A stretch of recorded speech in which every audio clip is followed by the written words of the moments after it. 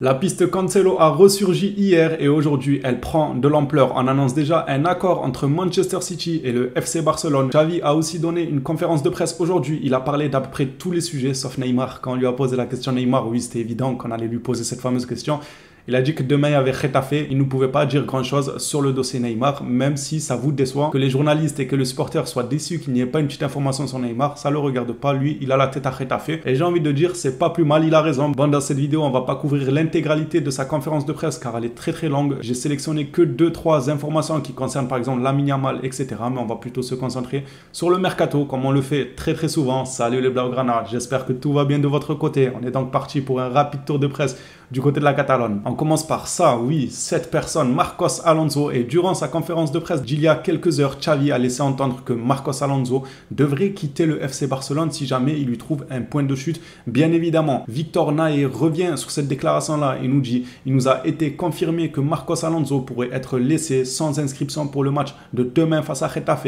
On nous a dit qu'il détient le salaire le plus élevé parmi les joueurs non inscrits. Et voilà pourquoi le FC Barcelone souhaite s'en séparer. Ils veulent même pas l'inscrire pour le match de demain, à voir si ça se passera ou pas, mais au vu des dires de Xavi en conférence de presse, il y a de grandes chances que ça se passe, que le joueur ne soit pas inscrit et qu'il soit poussé vers la sortie. Maintenant, reste à lui trouver un point de chute. Lors de sa conférence de presse, Xavi a parlé de Lamine Yamal, une déclaration qui m'a fait extrêmement plaisir. Vous savez que j'ai énormément été sur les côtes de Xavi en début de saison passée, quand il ne faisait pas jouer Baldé, parce que oui, on va pas réécrire l'histoire, hein, c'est bien beau, Baldé la saison passée, il a explosé, mais nous on le réclamait dès le début. Dès le début de saison, les premiers matchs Ligue des Champions en poule, on voulait Baldé et lui il forçait. Un coup c'est Marcos Alonso, un coup c'est un tel, il forçait à ne pas mettre Baldé. Il a fini par lui faire confiance, j'ai envie de dire tant mieux, mais il a quand même tardé, voilà. Et je lui en ai aussi voulu un peu sur la gestion du dossier Ansu Fati. Je disais il y a quelques semaines que le dossier Lamine Yamal, j'ai hâte de voir comment il va le gérer, est-ce qu'il va lui donner du temps de jeu ou pas. Et Xavi a mis tout le monde d'accord aujourd'hui avec cette déclaration. Xavi déclare, je pense que Lamine Yamal est prêt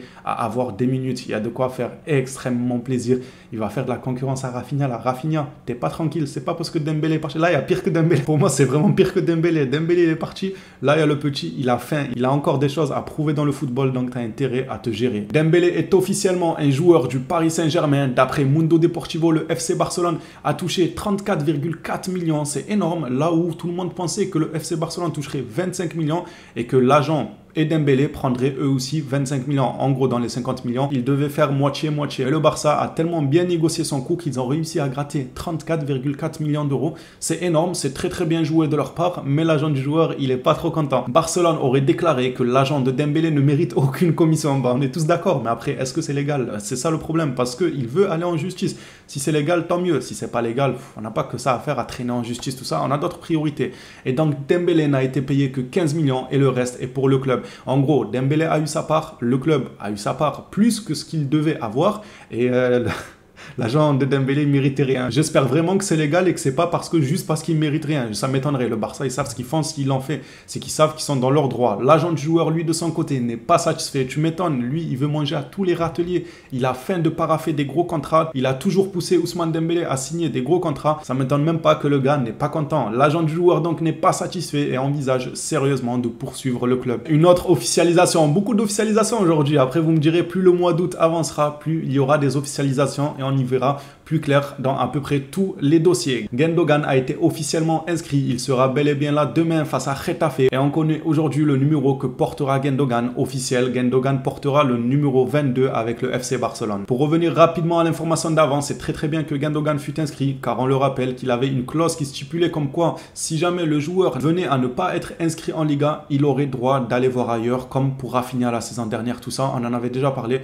Donc c'est très bien que le Barça commence directement par sécuriser Gundogan. Passons maintenant en revue une information sur Joao Félix. Selon Ruiz Antonio, l'Atlético de Madrid veut vendre Joao Félix, sauf que personne ne veut l'acheter. Que c'est triste, à part l'Arabie Saoudite bien évidemment, eux ils sont prêts à acheter tout le monde. Ils veulent un prêt pour le valoriser, mais il n'y a que l'Arabie Saoudite qui propose de payer un prêt. Donc le Barça n'est même pas en mesure de vouloir payer un prêt. Ils veulent un prêt simple et non pas avec une compensation financière. Ils auraient aimé que ce soit le FC Barcelone. Je pense que ce dossier-là va dépendre du dossier de Neymar. Si Neymar ne peut pas se faire, le Barça se rabattra sur Joao Félix. On va terminer cette petite vidéo actualité en rentrant dans le dossier Cancelo. J'ai 3 informations à vous partager, elles sont plutôt excellentes. Franchement, c'est excellent. Hier, la rumeur renaissait. Je vous ai dit quoi hier? S'il y a eu un accord il y a de ça 1 semaine et demie, 2 semaines, et qu'ensuite, silence radio, il n'y a plus rien entre le Barça et Cancelo, c'est que je pense le Barça lui a expliqué calmement que tout était fait, tout était ok.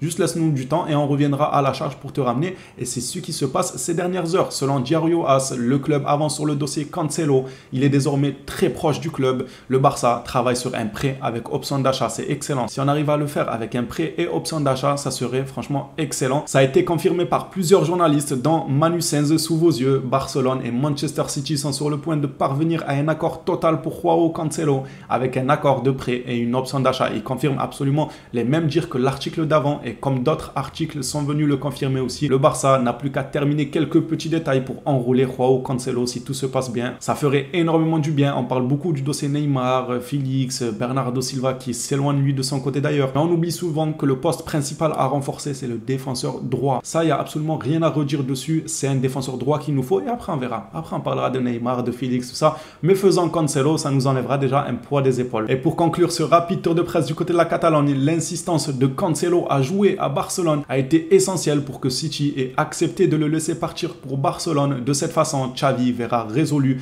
l'un des problèmes qui restait à résoudre. Donc là, on parle bien du poste de défenseur droit qui devait être résolu au cours de ce mercato. Et Xavi a fait de Cancelo sa priorité. Ce qui est bien dans ce dossier, c'est comme on le répète à chaque fois, une fois que tu arrives à convaincre le joueur, tout roule après. Tout roule. Même si tu n'arrives pas à convaincre le club, le joueur va rentrer dans un genre de clash. Il va leur dire, moi, je veux que le FC Barcelone. C'est comme ce que Félix a fait. C'est comme ce que, apparemment, d'après ce communiqué, Cancelo aurait fait. Il a insisté pour jouer au FC Barcelone. Donc City, ils ont beau se retourner sur eux-mêmes 20 fois, ils verront que le FC Barcelone parce que le joueur ne veut que le FC Barcelone. C'est super important lors des négociations de convaincre le joueur et de lui faire comprendre qu'il doit annoncer à son club qu'il veut que ce club et pas un autre. Les Blaugrana, cette vidéo actualité est terminée. Dites-moi ce que vous en pensez dans les commentaires. Est-ce que vous êtes heureux de la tournure que prend ce dossier de Cancelo? Dites-moi aussi ce que vous en pensez du reste de l'actualité, notamment l'inscription d'Ike Gundogan. Au plaisir de vous lire dans les commentaires. On s'attrape à la prochaine vidéo sur le FC Barcelone. D'ici là, prenez soin de vous les phénomènes.